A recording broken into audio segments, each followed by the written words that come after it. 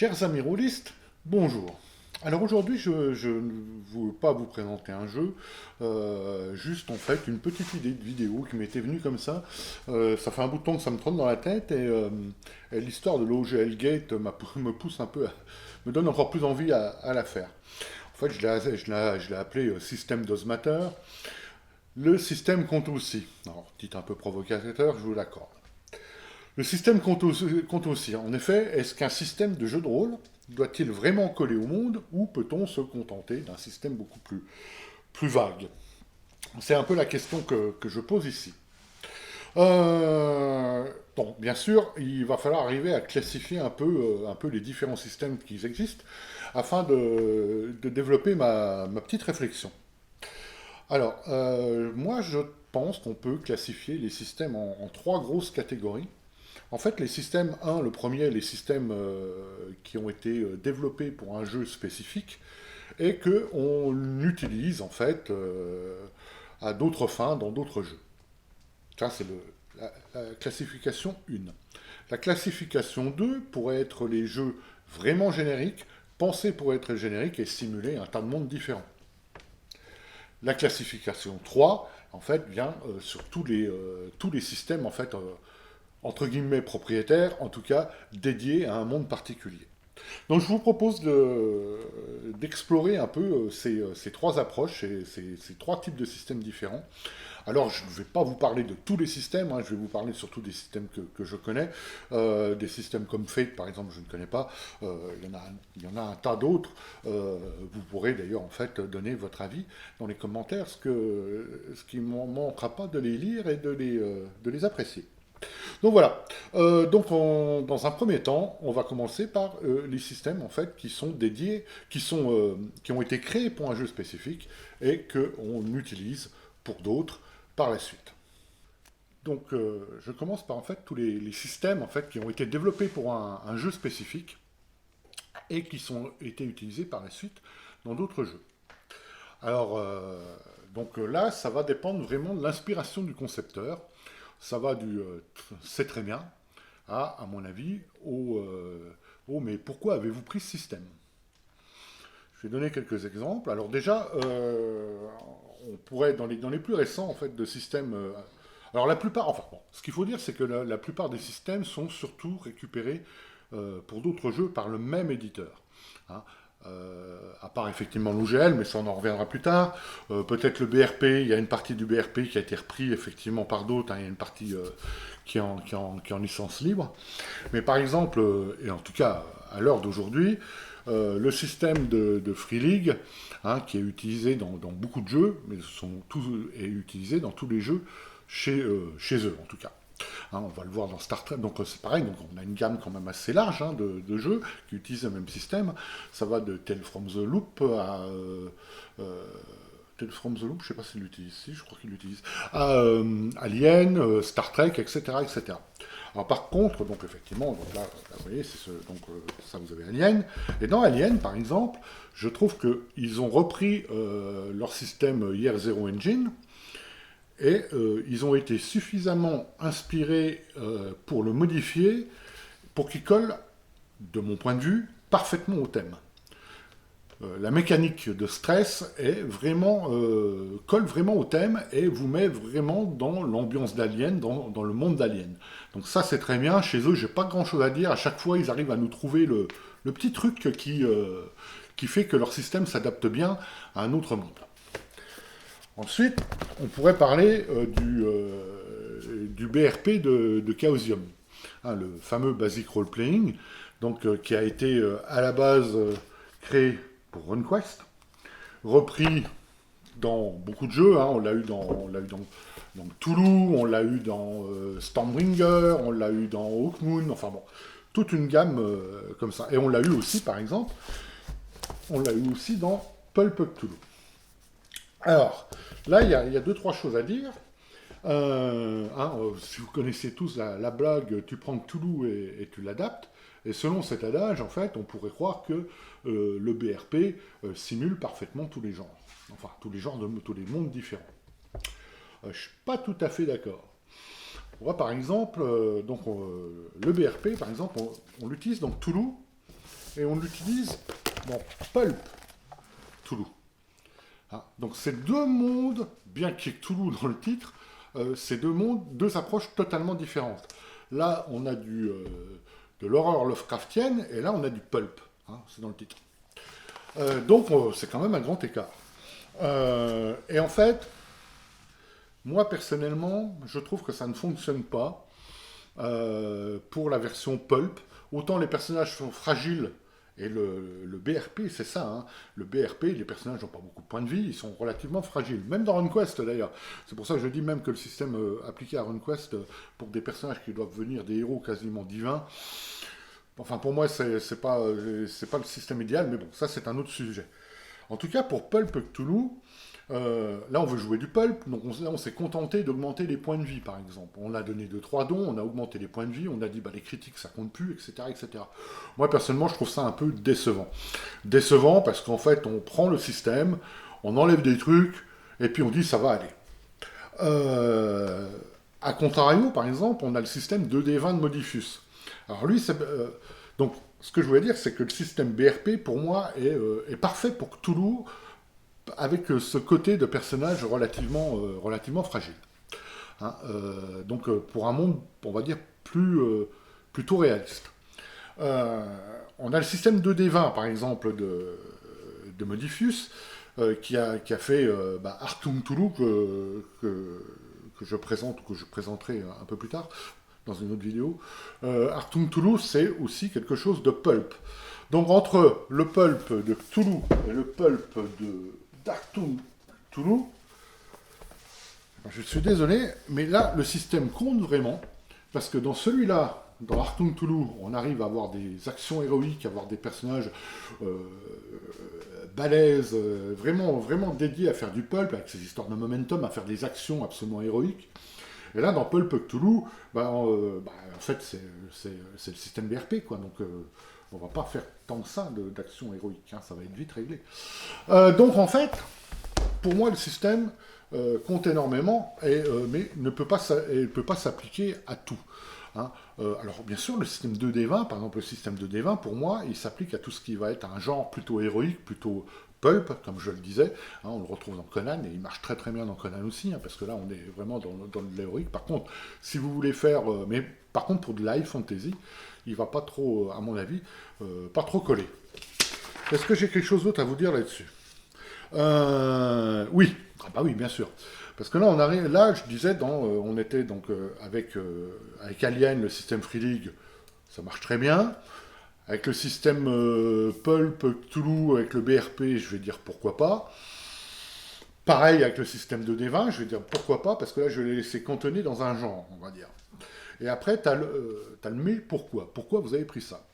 Et ça, je vais certainement faire hurler beaucoup de gens, mais on a eu une avalanche de jeux récemment, des dernières années, qui utilise le système 5e édition de Donjon.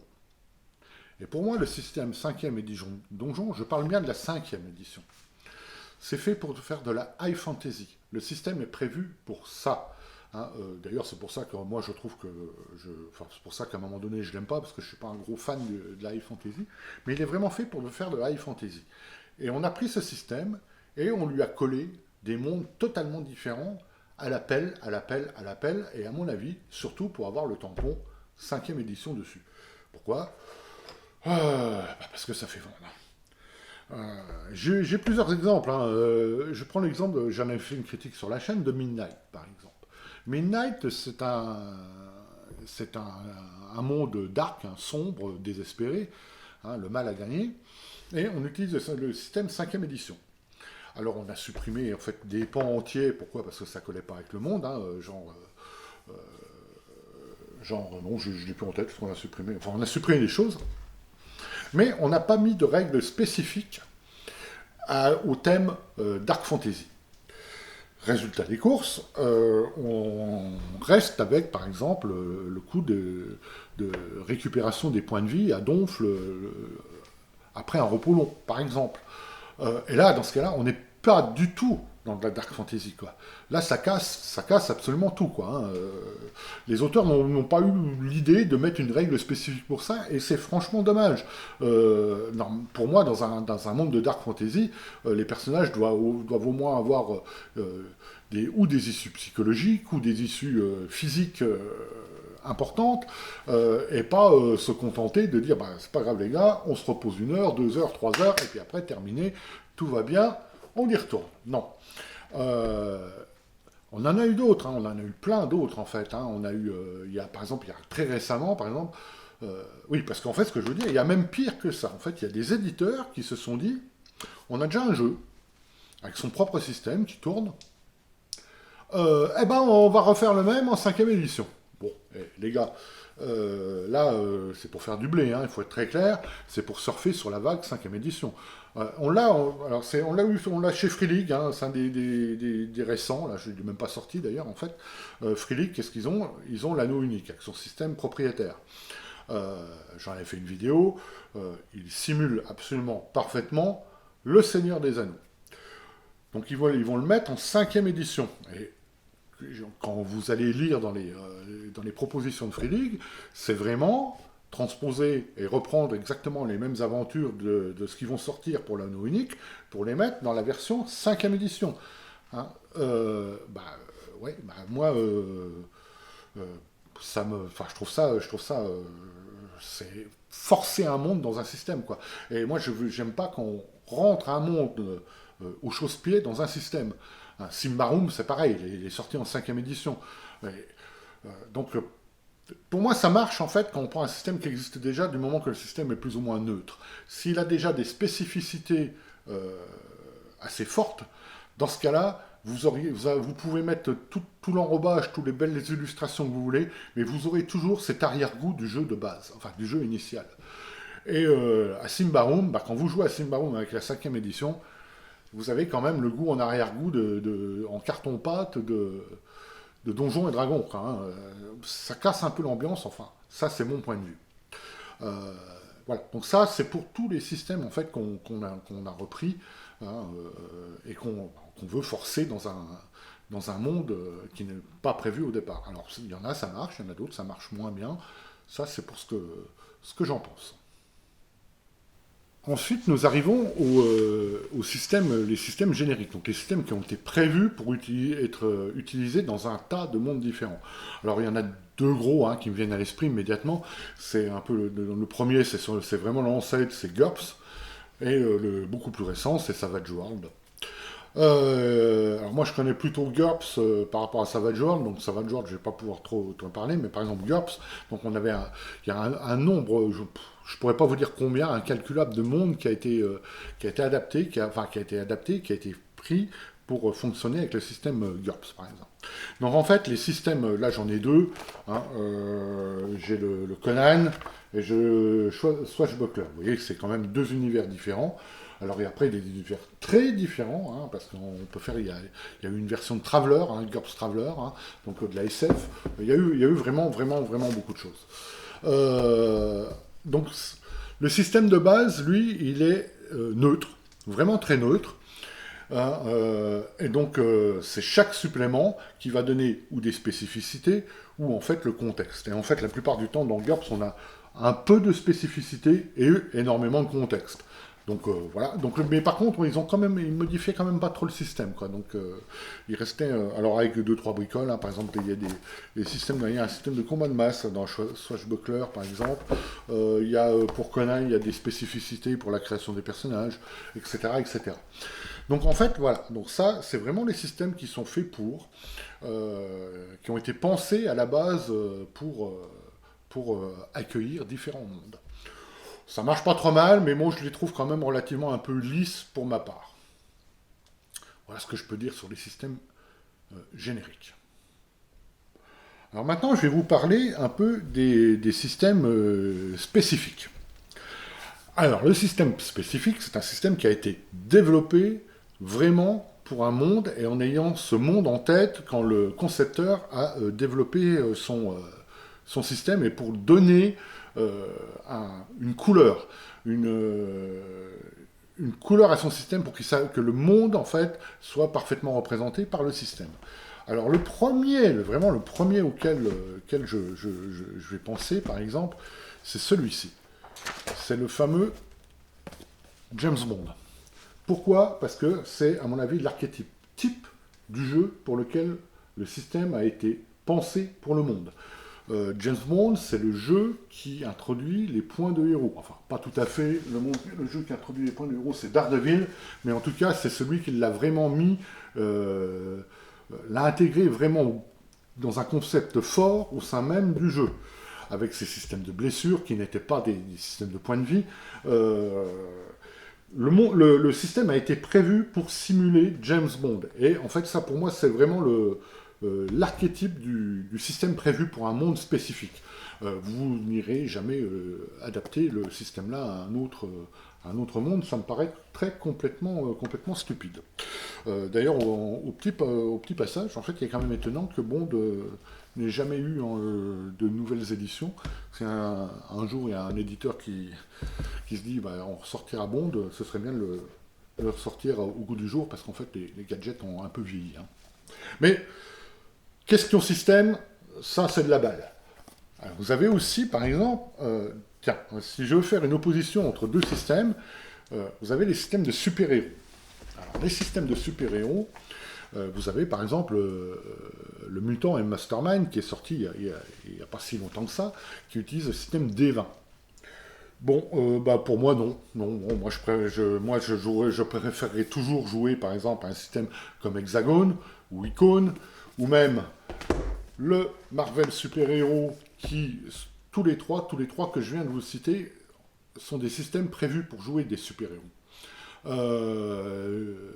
Mutant and Mastermind, c'est un système de D20, et on a dit, on va jouer des super-héros. La démarche est à l'opposé de ce qu'elle devrait être, à mon sens. Pour moi, ça ne fonctionne pas. Enfin, pour Mutant and Mastermind, ça me laisse un goût d'inachevé. Hein, l'arrière-goût ne correspond pas à ce que j'attends. Pareil, hein, on a eu dans les systèmes de D20, on a eu par exemple un catastrophique Judge Dredd. On a eu avec le système 5e édition un truc antique, hein, donc des Romains. On va jouer alors un sénateur romain qui monte de niveau. Non, moi ça me veut rien dire. Bon, je reviens sur les systèmes spécifiques. Dans les jeux récents aussi, on a Cabal.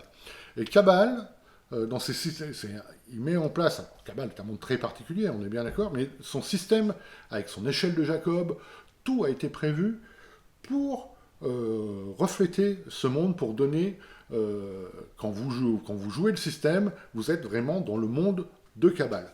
Et en fait, moi, je préfère effectivement tous ces systèmes spécifiques. Bon, je m'avance du coup un peu sur ma conclusion, mais je vais certainement me répéter. Donc en guise de conclusion, vous l'aurez compris, ça a transparu dans mes propos, moi je préfère, pour moi un système doit sublimer son sujet. Il doit le souligner, il doit vous plonger dans le monde. Un monde ne doit pas être rentré au chausse-pied dans un système. C'est ce que je pense en tout cas. Le système doit servir le monde. Pas le contraire, en tout cas, bon, ça ne veut rien dire ce que je dis là, pas le contraire. Mais en fait, le système doit servir le monde. J'ai eu des arguments qui m'ont dit ouais, mais moi je connais bien la 5e édition, honnêtement, rapprendre un système de jeu de rôle, j'ai pas le temps, ou en gros, ça me fait chier. Je dirais les gars, on est dans des règles de jeu de rôle, hein, c'est pas des règles très compliquées le jeu de rôle en général. Hein. Sinon vous prenez les règles de Wargames, c'est 25 fois plus compliqué et ils sont toutes différents. Et j'ai jamais entendu cet argument. Donc ça c'est vraiment une question de volonté. Et pour moi, la multiplicité en fait amène la réflexion et la réflexion amène la créativité. Et il faut s'intéresser à un tas de jeux différents, à un tas de systèmes différents, ne pas rester engoncé dans un système particulier, tout simplement parce que ça va vous, pour moi, ça va vous nécroser quelque part dans une vision très particulière du jeu, et c'est dommage parce qu'en fait c'est un peu des œillères et vous empêche de voir le monde dans sa globalité, le monde du jeu de rôle dans sa globalité et tous ces systèmes associés qui fourmillent d'idées et qui sont vraiment très cool. Voilà ce que je peux dire aujourd'hui sur les systèmes. Qu'est-ce que j'avais d'autre à dire? Non, je crois que j'ai un peu près fait le tour. Je pense que déjà vous m'avez assez supporté comme ça. Oui, alors si je dirais aussi que si on veut prendre un système qui existe déjà, hein, parce que bon, on va pas, tout le monde ne va pas forcément créer son système quand il va créer le jeu, pour moi, il faut prendre un système à la base assez neutre, hein, pour lequel on va pouvoir le modeler. Et là, vous allez pouvoir rajouter des procédures dans le système existant qui vont servir votre monde. Par exemple, pour moi, utiliser la cinquième édition, c'est une très mauvaise idée. Pour moi, Donjons et Dragons n'est pas évolutif. Donjons et Dragons a été prévu, surtout la cinquième, a été prévu dans un sens précis. Il est très typé, avec ses classes de personnages, avec ses niveaux, avec ses pouvoirs à chaque niveau, etc. etc. Et, euh, et je trouve que les jeux qui sont sortis en fait sur cette cinquième édition, pareil, hein, vous prenez un jeu qui a été acclamé, c'est Brancalonia. Très bien, mais moi je me dis, alors, il fonctionne bien, on a rajouté un peu des Y de baston et de nions, ok, c'est rigolo quoi. Mais on est quand même, alors on l'a limité à la cinquième édition, au cinquième niveau. Alors déjà, il y a déjà quelque chose, c'est que quand vous limitez un système, c'est qu'il colle déjà pas très bien, hein. Donc là, on limite le système au cinquième niveau parce qu'au-delà, effectivement, ça colle plus. Mais Brancalonia, par exemple, je pense qu'il aurait vraiment été servi, le monde aurait été servi par un autre système, ça aurait été vraiment mieux, quoi. Voilà, bon, c'est tout ce que je peux vous dire aujourd'hui. Je vous remercie de m'avoir supporté mes élucubrations. Et voilà, je vais arrêter là. Je vous remercie de m'avoir suivi. Alors, comme d'habitude, hein, si la vidéo vous plaît, un petit like, un petit abonnement, un petit commentaire et surtout, commentez-moi cette vidéo. J'aimerais bien avoir votre ressenti sur ce sujet. Merci beaucoup, à bientôt.